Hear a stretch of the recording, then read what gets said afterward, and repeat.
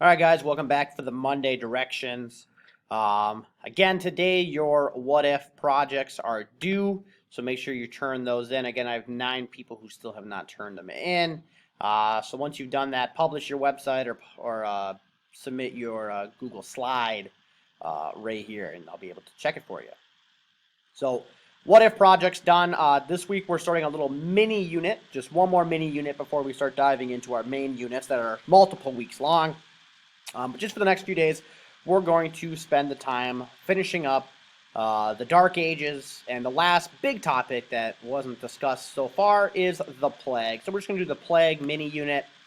The first assignment today is a two-parter, basically because the video is an hour and a half long. So a little Plague documentary here. There's a video guide that goes with it right here. So just go through, fill these out, and then toss them in. Again, 2 days, so it's 40 questions on the video guide, so about 20 each day, nothing too crazy. It'll be 20 points total for the assignment. So this will be today and tomorrow. Wednesday, I will have a short lecture on the Plague. And then Thursday and Friday, it's going to be kind of a smaller project with you guys kind of making a the Plague poster. So something simple this week, just a little mini unit to kind of kick off.